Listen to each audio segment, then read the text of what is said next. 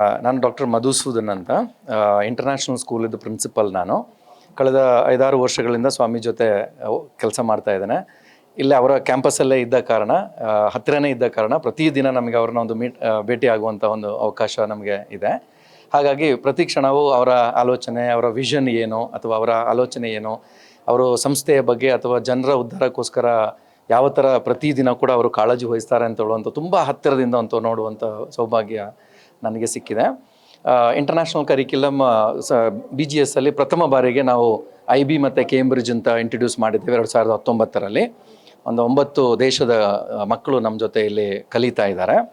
ಹಾಗಾಗಿ ಅದೊಂದು ಡಿಫ್ರೆಂಟ್ ಲೆವೆಲಲ್ಲಿ ಸ್ವಾಮೀಜಿ ಅದನ್ನು ತೊಗೊಂಡೋಗಿದ್ದಾರೆ. ಇದು ಒಂದು ಸಣ್ಣ ಉದಾಹರಣೆ ಸ್ವಾಮೀಜಿಯ ಮುಂದಾಲೋಚನೆಯ ಬಗ್ಗೆ ಅಥವಾ ವಿಷನ್ ಬಗ್ಗೆ. ಯಾಕೆಂತಂದರೆ ಬರೇ ಇಂಡಿಯಾದಲ್ಲಿ ಅಥವಾ ನಮ್ಮ ದೇಶದಲ್ಲಿ ಮಾತ್ರ ಹೊರಗಿನವರು ಕೂಡ ನಮ್ಮ ಕಲ್ಚರು ಅಥವಾ ನಮ್ಮ ಸಂಸ್ಕೃತಿಯ ಬಗ್ಗೆ ಅದನ್ನು ಅರಿವು ಮೂಡಿಸ್ಬೇಕು ಅಂತ ಹೇಳಿಬಿಟ್ಟು ಅಂಥ ವಿದ್ಯಾಸಂಸ್ಥೆಯನ್ನು ಮಾಡಿದ್ದಾರೆ ಅವರು.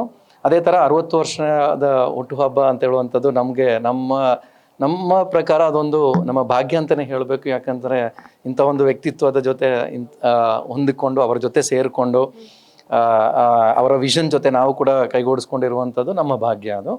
ಹಾಗಾಗಿ ಪ್ರಿಪ್ರೇಷನ್ಸು ಅದೆಲ್ಲ ನಾವು ಮಾಡ್ತಾ ಇದ್ದೇವೆ, ಚೆನ್ನಾಗಿ ನಡೀತಾ ಇದೆ.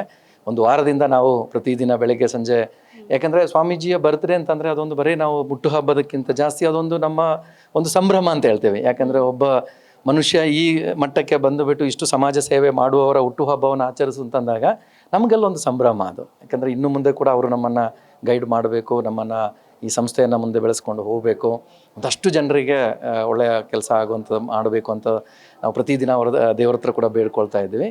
ಹಾಗಾಗಿ ಇದೊಂದು ಒಳ್ಳೆಯ ಸಂಭ್ರಮ ನಮಗೆ. ಹಾಗಾಗಿ ನಾವು ತುಂಬ ಸಂತೋಷದಿಂದ ಅದನ್ನು ಹೇಳ್ತಾ ಇದ್ದೀವಿ.